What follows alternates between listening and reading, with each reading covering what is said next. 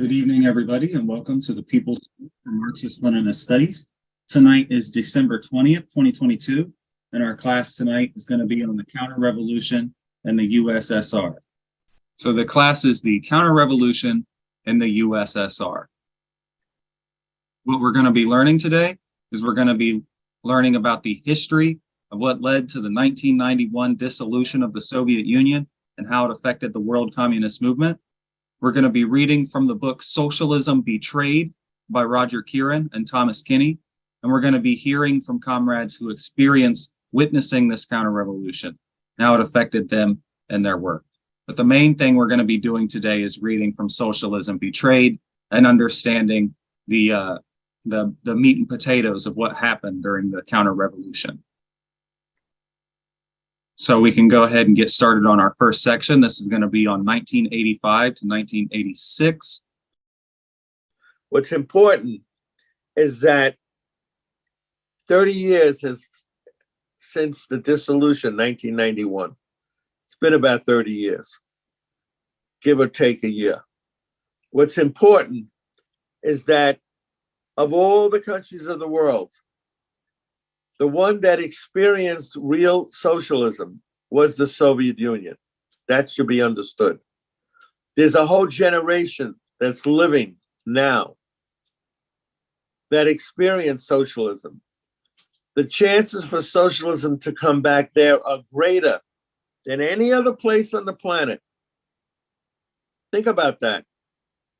Greater than in Latin America, greater than in Asia, greater than any place else.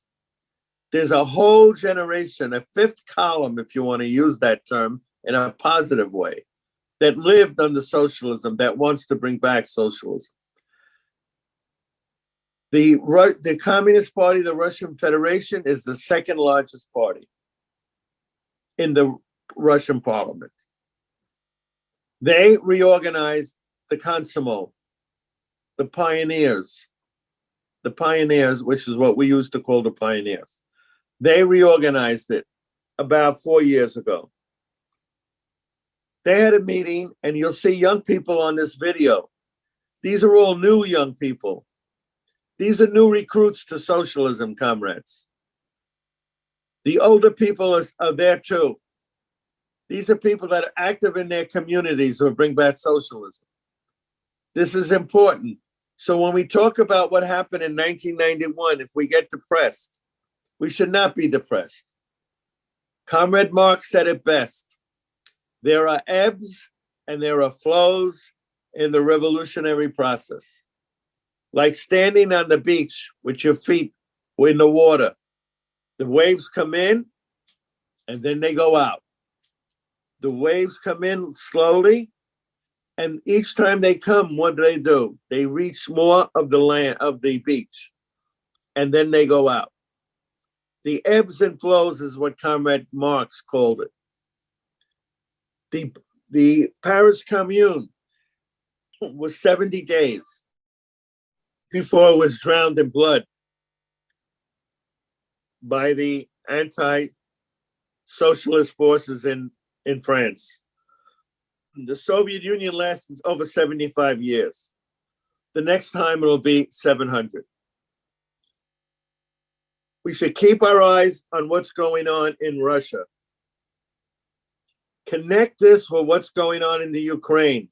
Very important. And at the end, hopefully I'll give an example. There are communist parties who do not want socialism to come back to the Soviet Union. Why?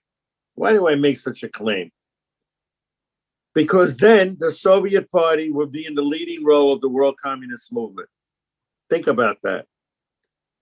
It was until 91 in the leading role.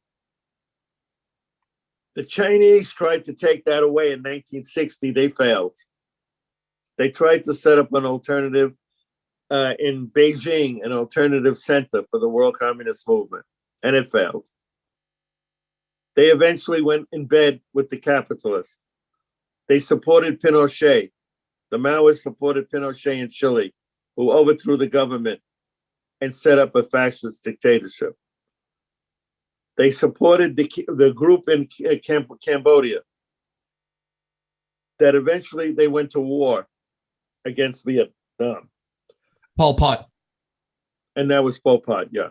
So the point I'm making is something is happening in Russia today. Most of the communist parties don't see it. If you notice the tanks that are going in, how many of them have you noticed have a red flag? A Soviet flag. There's something going on there that's positive. Who called for intervention in order to help the republics of Lugansk and Donetsk? What party? Was it Putin's party? No. It was the party of the communists, Zyuganov's party. There's something going on there, comrades, and some of the communist parties on the planet don't see that, or they don't want to see that. Because if the Soviets come back, the party in Russia will be number one again. It won't be the party in Greece. It won't be the party in Mexico. It'll be the party in Russia again. And there are groups that don't want that. Gorbachev's first days were electrifying. His speeches and person-to-person talks with workers in Leningrad put firecracks in the ice of stagnation. That was written by Mike Davidow, who I knew. I knew Mike Davidow. He was in the Communist Party USA with me. He was pushing Gorbachev. That's what this paragraph is doing. Gorbachev came in 85. The first thing he did was go to the United Nations. And I think you should know about this if you want me to lead the class. At the United Nations, Gorbachev said, we have a lot in common with the rest of the world. And he said, there's really nothing to divide us. And I thought that was strange from the head of a workers' and peasant state. So a struggle still lies ahead for the party. Khrushchev was not an accident. This is by Molotov saying this. We are primarily a peasant country, and the right wing is powerful. Where's the guarantee to prevent them, meaning the right wing, from getting the upper hand? Those that are opposed to Stalin, the anti-Stalinists, in all probability, will come to power in the near future. And they are most likely to be, what does he say they are? Bukharinites. Very interesting quote from Molotov. Now, the next guy, I also knew of him, Yegor Ligachev. He led the opposition to Gorbachev. He was in the Politburo, and he led the opposition to Gorbachev. And I'll read what he wrote.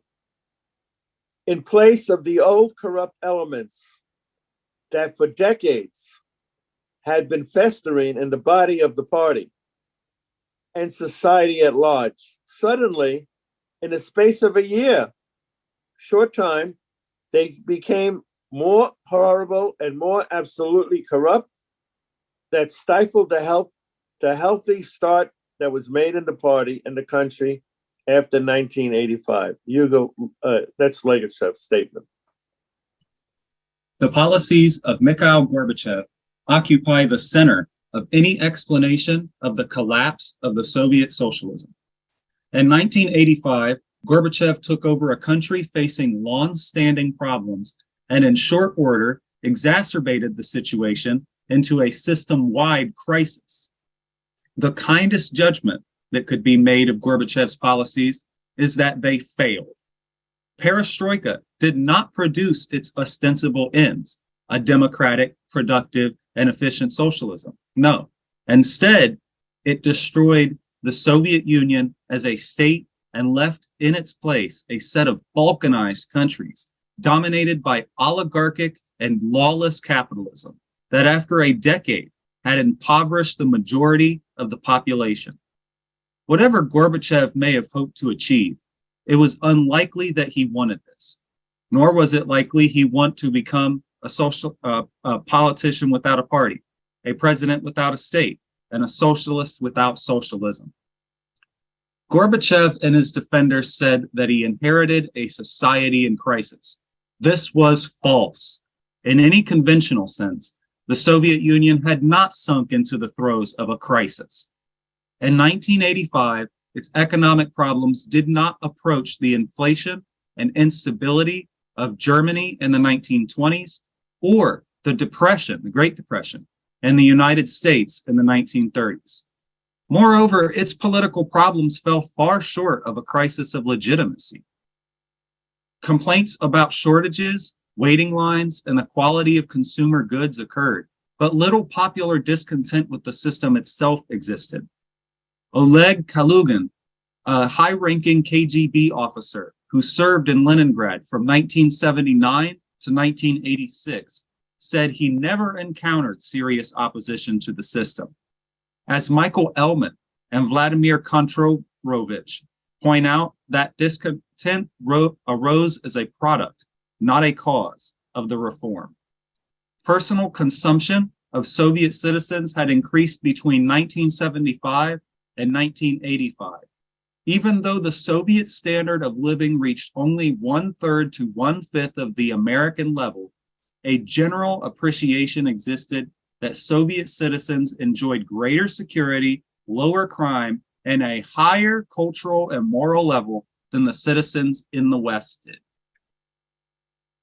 In March of 1985, when Mikhail Gorbachev became General Secretary of the Communist Party of the Soviet Union, that's what CPSU stands for, he quickly established himself as a leader who was willing to confront problems and undertake bold new initiatives. At first, Gorbachev resumed the course charted by Andropov, that was the previous General Secretary. Gorbachev's initiatives met with some success and were enthusiastically greeted at home and abroad, including by the Soviet Communist Party, where in spite of some grumbling that he was either going too far or not far enough, no determined opposition arose. Before his first 2 years were over, Gorbachev began departing from Andropov's style and substance and started adopting policies that resembled Khrushchev's. Addressing the Central Committee for the first time as General Secretary in March 1985 in a speech entitled "Our Course Remains Unchanged," and a second time in April 1985, Gorbachev invoked Andropov's name and slogans. He called for social and economic acceleration, transferring the economy onto the rails of intensive development and quickly attaining the most advanced scientific and technical positions. He also called for strengthening discipline and perfecting the entire management system. Gorbachev advocated the elimination of wage leveling. And a swipe at the illegal parts of the second economy and corruption, he called for a struggle against unearned incomes and all phenomena that are alien to the socialist way of life. In foreign policy, Gorbachev reaffirmed such traditional Soviet positions as the support of national liberation, peaceful coexistence, and cooperation with the West on principles of equality. He gave special emphasis on ending the arms race and freezing nuclear arsenals. In politics, Gorbachev proposed strengthening and heightening the leading role of the party, a strict observance of the Leninist style of work, and an elimination of false idealization and formalism in party meetings. Gorbachev spoke of the need for glasnost, or greater openness and publicity, about the work of the party, state, and other public organizations. Yeah, real quick, me and the very simple questions. Was Gorbachev always like a hidden liberal, or did it something that grew out over time? Just for some clarification, was he kind of a spy? That's it. Thank you. Fidel Castro said clearly that Gorbachev was a Trojan horse. That's Castro. That's what he said. And you know what the Trojan horse was? It comes into the city. Castro saw him so clearly as an enemy that all Soviet publications were not allowed in Cuba. That's a fact. They were not allowed in Cuba anything from the Soviet Union during the Gorbachev years. He also said something that was really interesting. Gorbachev said that there was stagnation. That word, you should be writing it down, that the Soviet economy was stagnated. And that because it was stagnated, we needed new reforms. The word perestroika means restructuring in Russian. They wanted to restructure the economy because Gorbachev said there was stagnation. And this is important. Castro's response is, you cannot fix socialism with capitalist tools. Remember that. You cannot fix socialism with capitalist tools, which meant anything to do with the market. That's Fidel. And it's in his book that New Outlook published. There's a compilation of Fidel's works. One of them is Socialism or Death. And that's what Castro says in that pamphlet. You'll find it. The CIA, the Central Intelligence Agency, came out with a report in 1979. It was carried by the Daily World, which I have a copy of it. The CIA said there is no stagnation in the Soviet economy. It's doing very well. The Central Intelligence was telling the American people, the CIA, that there was no economic problems. So don't think there were economic problems in Russia. Gorbachev comes along and he says, oh no, there were economic problems. Therefore, we got to restructure. And to answer the second part of your question, Gorbachev was in Czechoslovakia when he was studying. He had a roommate. The roommate later became the economics minister in the Dubček, Alexander Dubček government in Czechoslovakia, the same government that tried to take Czechoslovakia out of NATO. And the Soviet tanks were called in to help put that down by the workers in the Czech factories. Correction, Warsaw Pact. Yeah, the Warsaw Pact, right. But the Soviets led it, correct. So I experienced this whole thing. I was very much involved with studying it at the time. So the point I'm making is that, yes, Gorbachev wrote a book in which he said him and his wife, Lise, I think her name was Reisa, they were never communist. They were social democrats. So that's the answer to your question. Thank you. This reading pushes back against the common view that Gorbachev inherited a sinking ship. And what it says is that what Gorbachev inherited in the Soviet Union was not as bad as the Great Depression here or the Great Depression in Germany. But my question is, though, like, does it have to be that bad to say that he inherited a bad situation? Like, it seems like a strange argument to me. Well, I just gave you the answer to that. The Central Intelligence Agency came out with a report. There was no bad situation economically. So either you believe the CIA, what it's telling the American people. They wouldn't tell the American government something, I believe, the CIA, if it was going to help Russia and not help Washington, D.C. Think about that. Yeah, thanks. I just had a brief question. Maybe I missed something. I think it was on the second to last slide. It said that the Soviet standard was from 1/5 to 1/3 that of the USA standard of living by some measure, and yet they enjoyed some higher morality or culture in some other measure.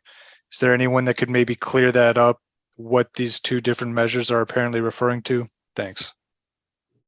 Yeah, I could give you my take on that clearly.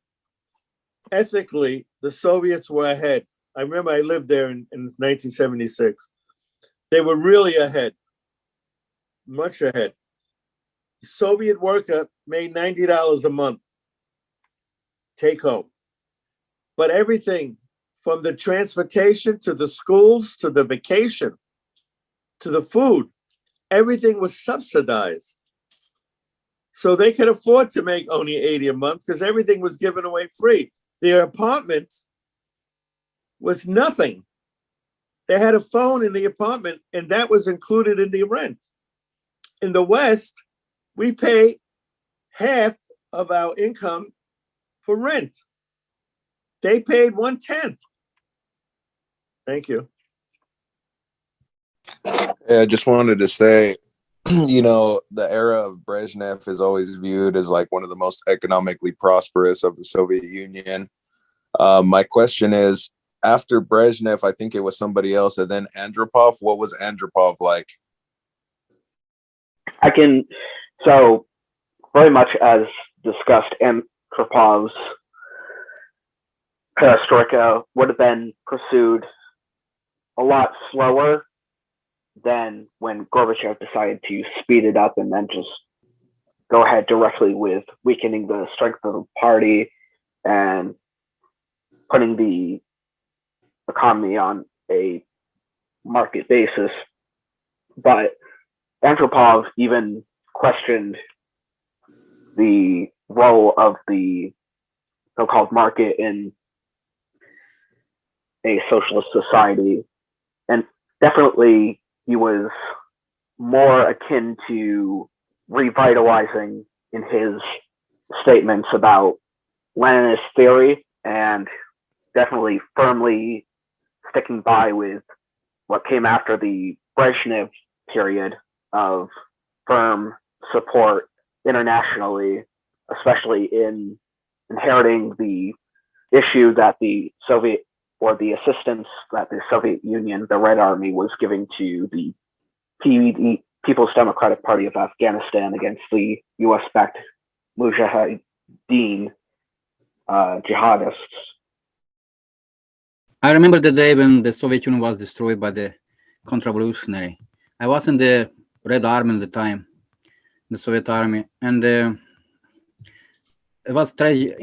For me, it was something unusual because I got education in Soviet Union and I lived in a long time, and the time was for me something bad. But I want to say about Soviet Union. See, people don't know about in the United States. It's a propaganda against Soviet Union. They're talking about a lot of wrong, because they want to fight against the communism, socialism. But in the time when I was in Soviet Union, I live in a village, and I was born in a peasant family. And we have a small farm at home. We have everything, for food. We have a garden. We have a chicken, pigs, cows, and everything, But it was Soviet Union, and they said the propaganda from the United States. They say, "Oh, no private. It's not a private." But everybody had something, and people live outside the city. They have something like gardens too. Nobody starved at the time. Everything was free, If you go to the university, for example, if you want to 90 seconds to pass the university, you need to pass the test, not to pay money like today, So it's a lot of good things was in the time. Of course, I remember the time how many during the Gorbachev time they tried to throw away the food from the store to make problem, but they don't have problem. But they made problem, They bought a lot of meat from the store from the people, 2 minutes. and they throw away outside. So of course people say, "Oh, we have economic problem." The Soviet Union didn't have, never. But during the Gorbachev time, they start to, to destroy Soviet Union. So our next part is going to be on the counter-revolution from 1987 to 1986. So now we're moving into the next phase of this. So first, I want to give a brief excerpt from the introduction to Sam Marcy's book, Perestroika.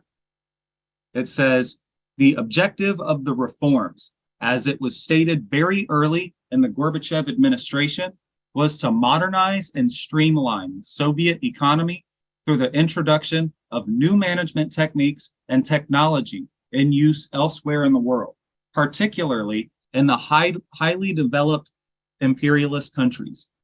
Through Perestroika and the political opening known as Glasnost, the new Soviet leadership also promised to tackle social privileges and inequities which had accumulated over the years.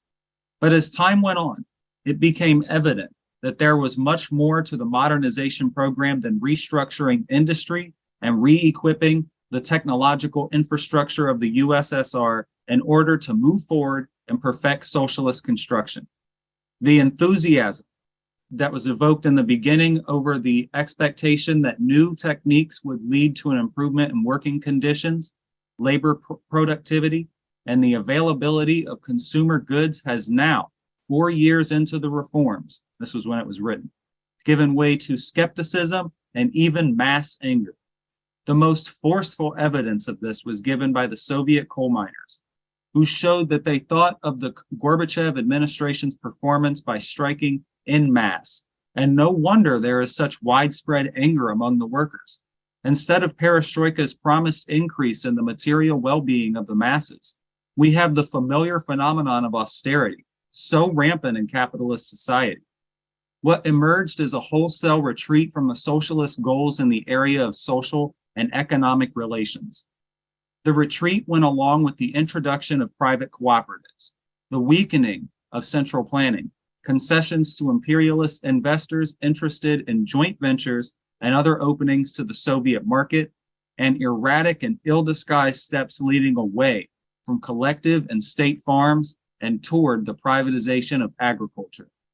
This is what explains the effusive praise for Gorbachev that has come from the imperialist camp, especially from those well known as arch foes of the labor movement and social progress.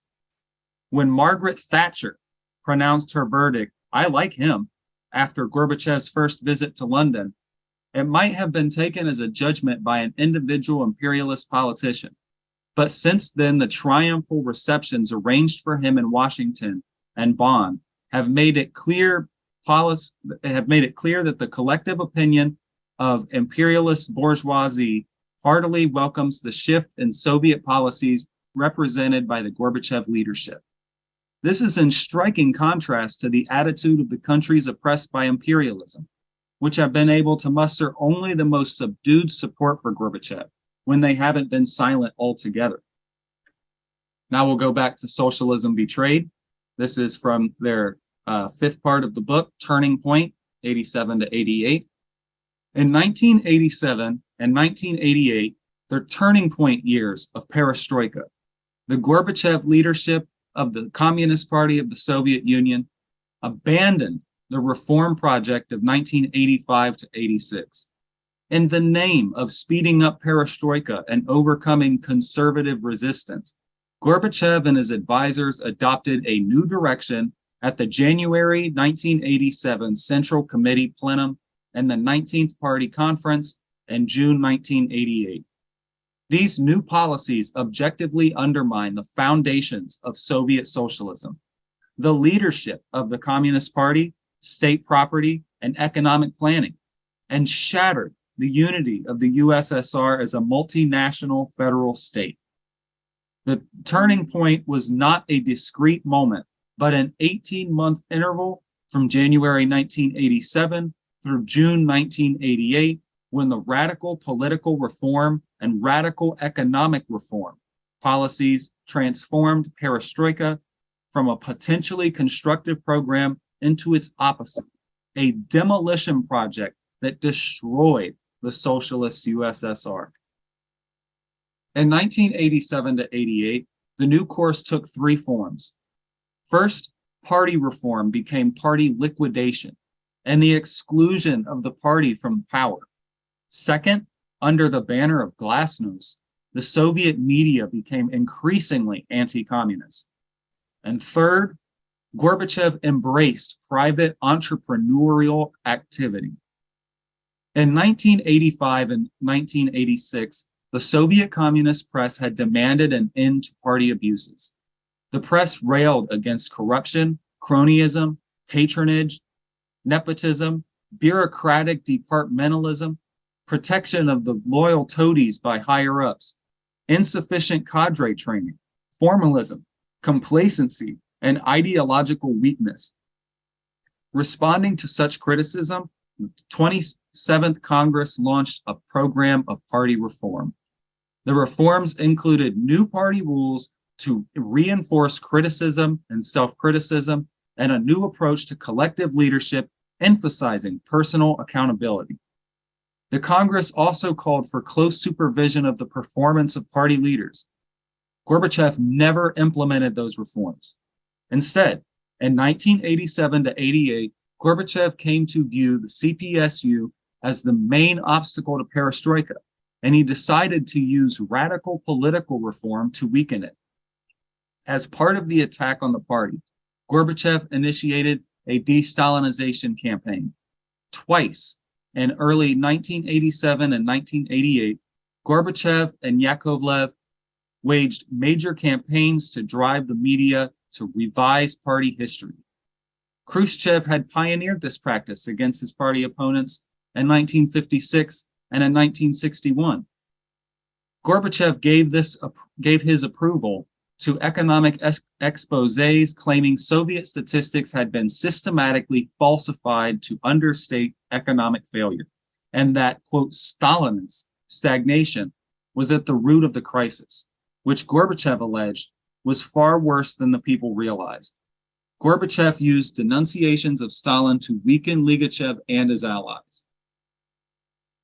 In March and April of 1988, a serious confrontation within the party leadership occurred. Participants and commentators both offered widely differing accounts of what happened and its meaning. The variation in existing accounts makes it impossible to construct an exact and fully coherent chronology of events. Still, the basic outlines and significance are beyond dispute. All commentators agree on these elements.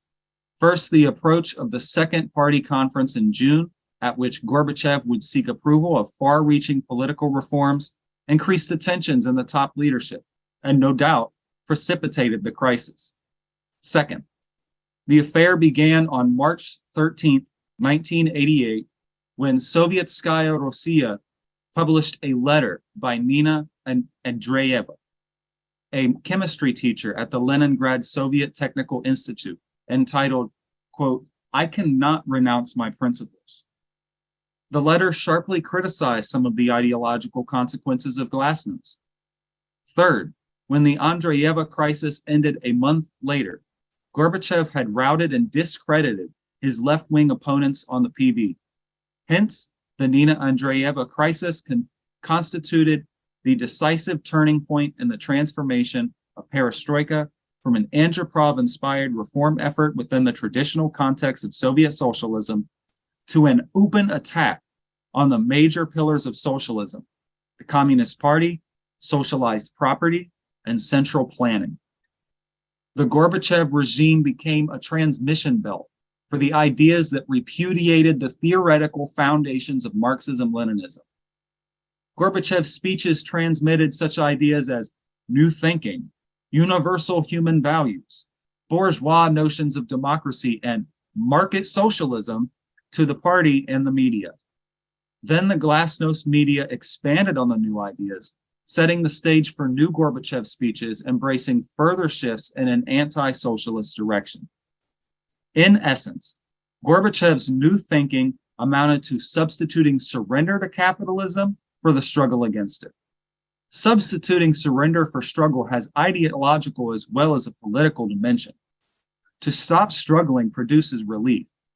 Certain recurrent phrases in the perestroika years evince the opportunist psychology of the Gorbachev circle and its readiness to yield to rewards and pressure.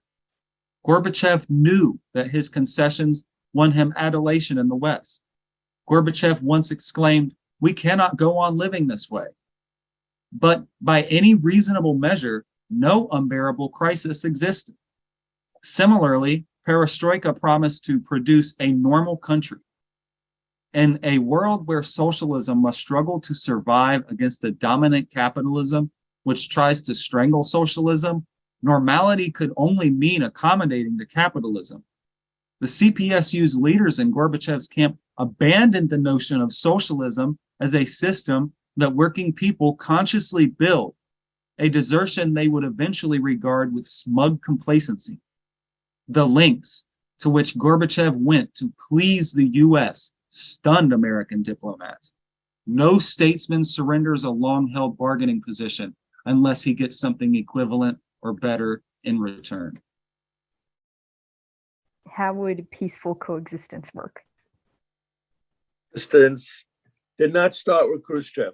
We were told that. That was a lie. Go back to our classics. It was Lenin who talked about peaceful coexistence. Lenin. Stalin wrote a whole pamphlet, which I had at the office, called Peaceful Coexistence. Stalin wrote that. Khrushchev took the same word and he applied it to his life. The Maoists, the ultra-left, tried to say peaceful coexistence was a bad thing. And they accused Khrushchev, who was anti-Stalin, of doing it. But if you bypass what the Maoists were saying and you go to our sources, you'll see Lenin wrote a pamphlet and Stalin wrote a pamphlet on peaceful coexistence. They were for peaceful coexistence. I don't know if that answers your question. Peaceful coexistence was basically, you could basically consider the friendship that President Roosevelt and the General Secretary Stalin had for each other, and the cooperation they had in World War II. And had Roosevelt not died, or had Vice President Wallace stayed on the ticket, and he would have continued Roosevelt's, they would have had true peaceful coexistence. Peaceful coexistence is basically people, regardless of what their general ideologies are, agree to cooperate to make sure that we don't have another war. And going back to how you measure the economies, how the difference in the economy in American capitalism, the economy is measured by consumer goods. So if you have a brand new car and other consumer goods, a washing machine, you could be considered very wealthy. If you have a very high-paying job, even if you don't have any health care, you could be considered, well off. In the Soviet 90 Union, seconds. they didn't need that. The public transportation was far superior. People lived near their employment, and they took public transportation for virtually no money or free. And bread was 5 cents when Gorbachev was president, as general secretary. And healthcare, for the time the Soviet Union was formed, was free, completely free. Education was free, no matter where you came from, no matter what your family was, no matter how poor you were when you grew up. If you were smart, you could wind up become a nuclear engineer. You become a doctor. Anything you wanted, free, totally free. In this country, of course, if you come from a poor family, you wind up in the garment industry, you wind up in the mines. And this is the difference between how you measure the economy in consumer goods or how people are treated in a healthful way. Thank you. Yeah, I was wondering, how could Gorbachev coming to power have been avoided? And also, did Gorbachev and the other Bukharinists, were they considered like a faction in the party? Gorbachev became the general secretary by one vote. One vote. So he did not get support in the beginning. I forgot the name of the guy. It was the guy who was during the Khrushchev period, who was in the PB, who voted for Gorbachev. In the background, there really was a struggle, especially during the advent of Khrushchev, of what Stalin called the new Soviet intelligentsia, the upper echelons of the professional class in Soviet society that demanded more special privileges for themselves and espoused a more liberal attitude towards especially the political aspect of society, and definitely the economic basis for the private entrepreneurs, the of the second economy laid the economic basis for the further anchoring of these people who, especially Gorbachev, who seeked to further liberalize the economy, the political atmosphere, and secure special privileges for themselves. And this, especially of the corruption and the further lack of ideological training, especially after where this all began after the Great Patriotic War, where many of the highly theoretically trained cadre were killed off. In 1987 and 1988, I was a student in Ryazan. The city Ryazan is it's like 4 hours from Moscow. So sometimes I visit Moscow, and I found a lot of I meet a lot of different people, and on the street Arbat. Arbat is a very long street in Moscow, so I meet a lot of counter-revolutionary. But because I was far away from the politics. But I meet people from they call the memorial organization. It was monarchist or groups of democratic union kind of groups, again anti-Soviet. So these people they help to destroy the Soviet Union. And the Perestroika, it's really Perestroika. It's a kind of program was to destroy Soviet Union, and Soviet Union was destroyed, not collapsed. People talking about Soviet was never collapsed. Soviet Union was destroyed by the counter-revolutionary and by the CIA. Thank you. Sorry, the comrade that just mentioned the CIA. What was the CIA's involvement in overthrowing or starting the counter-revolution? Especially when Gorbachev, in his program of Glasnost openness, he disabled the jamming equipment that was preventing the broadcasts such as Radio Free Europe or in Radio Liberty, Voice of, etc., that were allowing such counter-revolutionary views to continue.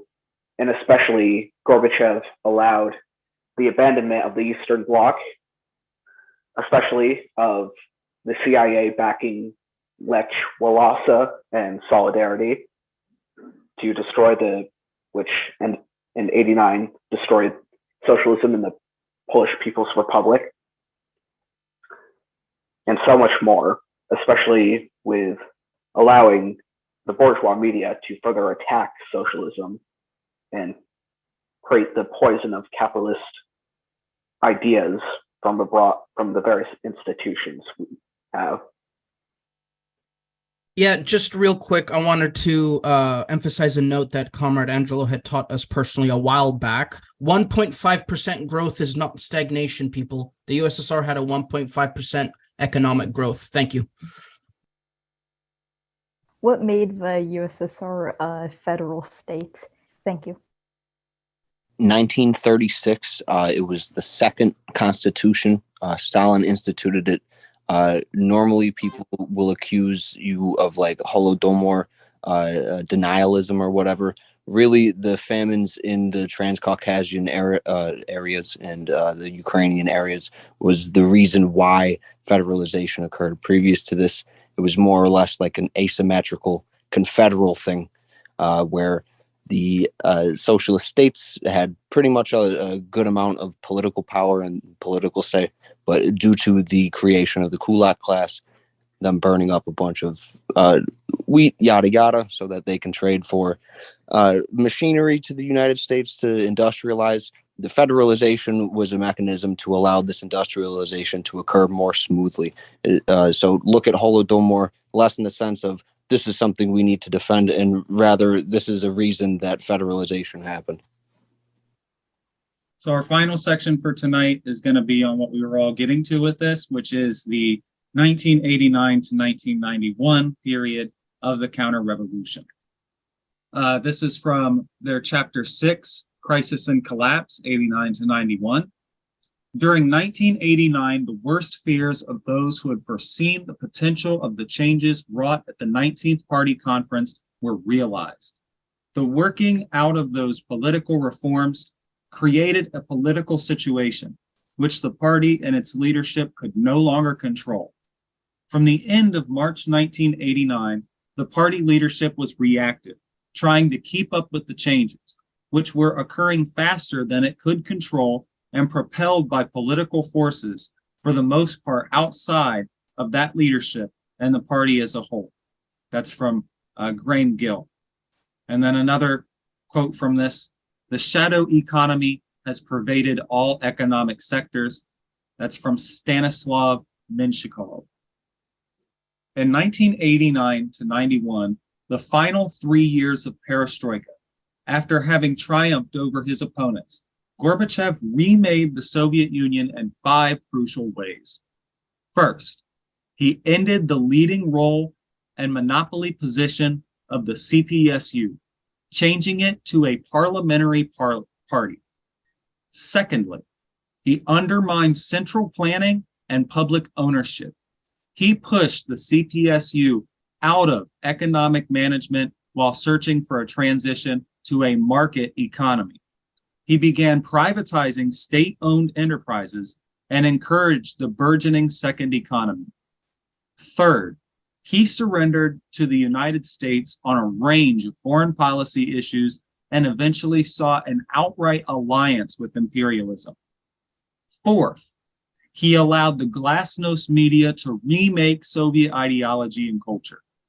And fifth, always baffled by the national question, he tried repression against Baltic separatists and then flip-flopped to negotiations and an ultimately fruitless search for a new basis for the Union of Republics.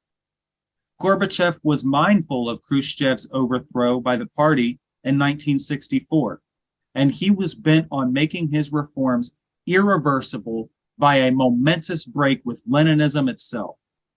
This took the form of rendering the CPSU powerless, turning it into a kind of advisory strategic planning department for Soviet society and the parliamentary voice of the Soviet working class. He also wanted a multi-party system and a pluralist media and culture. To make the Soviet economy more flexible and dynamic, he demanded a large role for market forces, private ownership, and private initiative. He desired the continuation of the all-union federal state. He wished to see less conflict with the West, and only his last wish came true. Perestroika became Catastroika, in quotes, in 1989. What actually happened was 3 years of mounting chaos from one end of the USSR to the other, ending in the collapse of the Soviet socialism. In 1989, Counterrevolution shook Eastern Europe, and a year later, Germany reunited on NATO's terms. At the same time, Gorbachev's worst enemy, Boris Yeltsin, whose career seemed dead and buried when Gorbachev publicly booted him out of the leadership in 1987, made a Lazarus-like political comeback.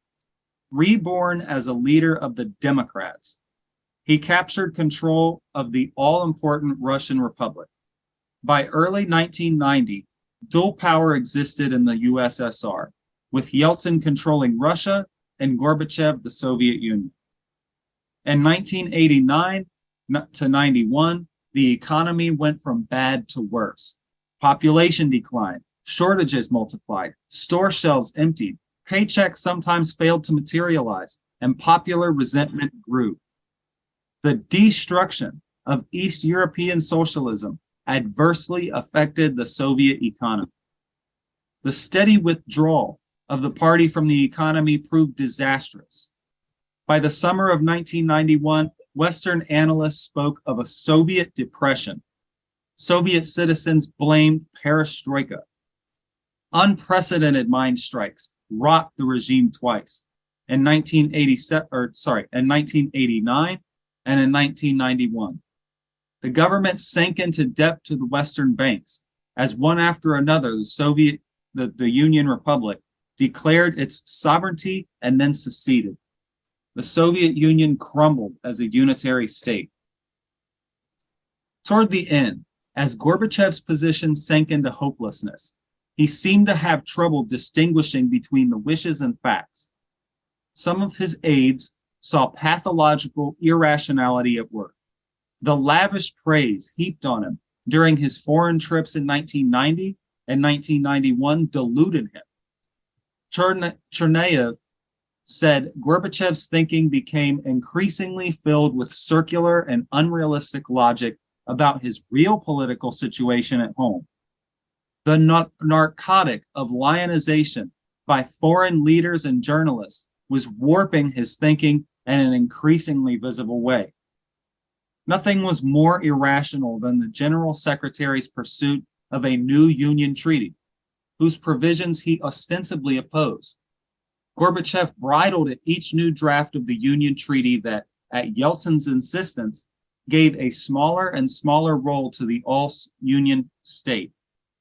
At the end of his tether and confused, he descended into self-deception and political self-destruction. Jerry Ho remarked that history knows no other example of a government with full power over taxation stemming from its own ownership of all property ruining itself by allowing local governmental units under its control to take control of tax revenue. That is what happened from the summer of 1990 to the late summer of 1991. After the 28th Party Congress, from mid-1990 through August 1991, the party imploded. The splintering into factions accelerated. Membership losses, especially among workers, mounted. Dues monies, publication sales, and other sources of party income plummeted. Party finances worsened to near bankruptcy. Financial losses forced staff reductions that further weakened the organization's influence. And the new state body's communist deputies manifested upon disunity. Meanwhile, Democrats pressed for the elimination of the CPSU members from all state and social institutions. After August 1991 and the failure of the August coup and the declaration of the martial law by the Soviet government, the party situation reached the nadir. Anti-CPSU hysteria in Soviet and world media exploded. A drive to outlaw the CPSU and to confiscate its assets emerged and proved unstoppable. The CPSU's fate was sealed.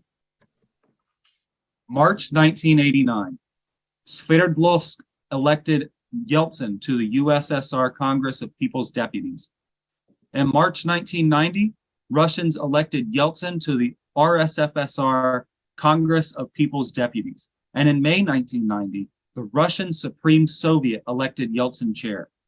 In July 1990, Yeltsin left the CPSU at the 28th Congress.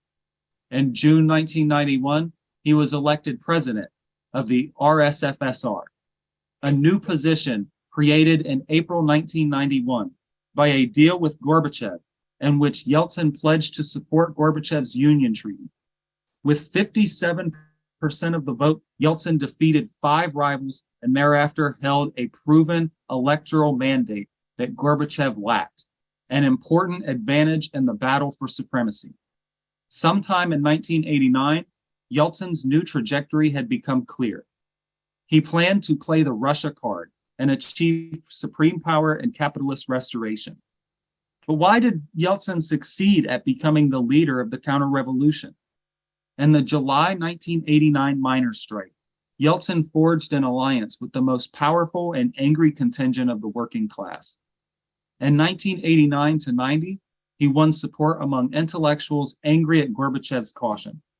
He seized the banner of radical Perestroika, which was overtly capitalist. He grew popular among non-Russian Republican separatists whom he accommodated. He cultivated religious believers. He championed Russian sovereignty and the symbols of Russian nationalism. Above all, he favored a market economy far more decisively than Gorbachev and thereby won over the pro-capitalist elements in the proliferating second economy. Also important was the blossoming support Yeltsin won from Western business, Radio Liberty, and other Western radio voices. Counterfactual speculation aside, the August crisis enabled Boris Yeltsin to seize full power in Russia, eliminate the moribund CPSU, and do away with the USSR. That was the real coup. Historian William Odom stated that the SCSE leaders occupied the most powerful posts in the regime when the crisis began. When the August crisis was over, an official with no formal position in the central government had amassed enough power to begin the dissolution of the Soviet Union. Yeltsin was the coup maker, a successful one. On November 6, 1991, Yeltsin banned the CPSU and the CPRF from operating on Russian soil and ordered their dissolution. On December 25, 1991, Gorbachev resigned. On the same day, control over USSR nuclear weapons passed from Gorbachev to Yeltsin. Yeltsin simply took over the Soviet army and security services, renaming them Russian state institutions and retaining most of their personnel. On December 31st, 1991, the USSR formally went out of existence. Nikolai Rizkov called the dissolution the greatest tragedy of the 20th century. The problem was to allow more than one center in the party. Gorbachev set up centers outside the party for his own support. I don't know if you know this. He set up groups in the Latvian countries and in Azerbaijan that were for him. Very similar to what Mao did. Mao set up the Red Guards during the Cultural Revolution, and the Red Guards opposed the Communist Party and the Young Communist League. That was his base. So these people did that. They created a faction against the center. In other words, they created another center. Those of us who went through problems in the CPU and the PCUSA know exactly what I'm talking about. You create another center, and that center is your base to attack the leadership of the party and the country. What should the party have done to change what happened with Gorbachev? And did the August coup that was mentioned have anything to do with it? Yes, there was a group called the Emergency Committee. The Emergency Committee they were the loyal members of the party, led by Ligachev. Ligachev was one of the leaders of that. And they're the ones that led a coup against Gorbachev. It was too little, too late. Should have been done a long time ago. Just like 2014, if Putin went in to put down the fascist rebellion in the Ukraine, it would have been better.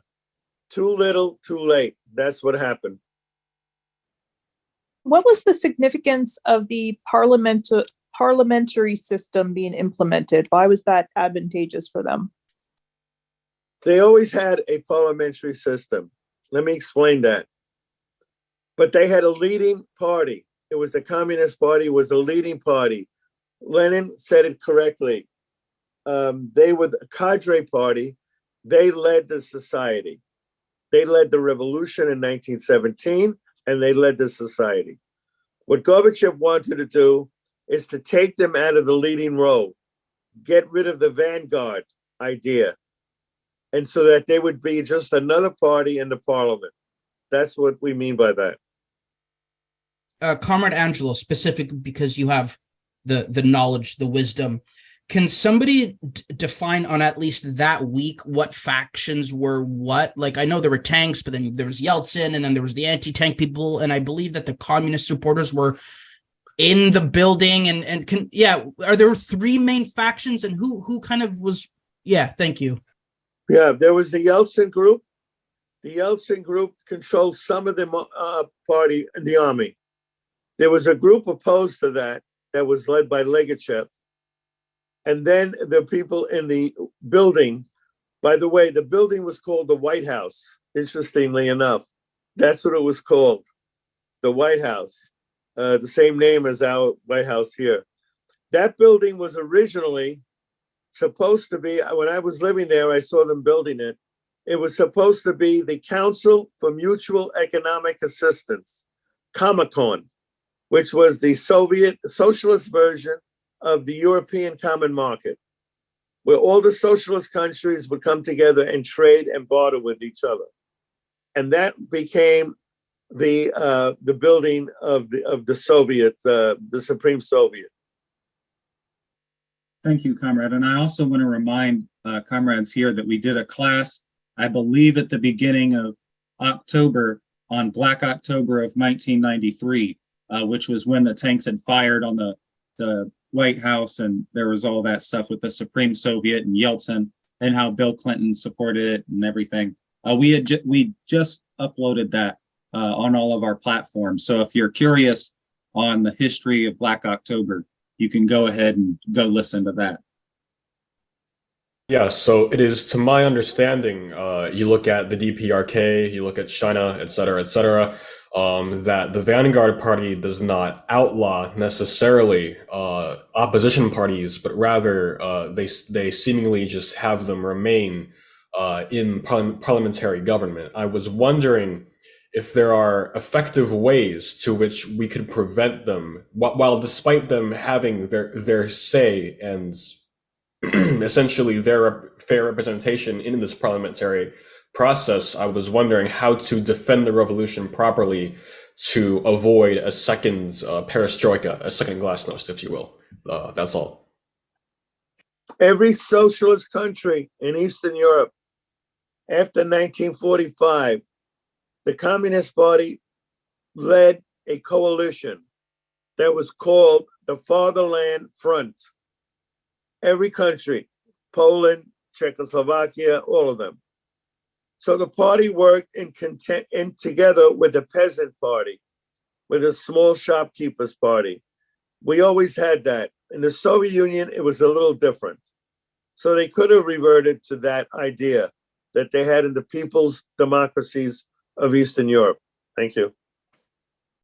So as the Soviet Union is dissolved, the KGB and Putin at this time, what was happening to the KGB? Was that just being moved to the Russian Federation, and then what was Putin doing at this time? How was he kind of aligning himself? What was going on at the time? Thank you. Remember, all the KGB took allegiance to the Soviet Constitution. Remember that.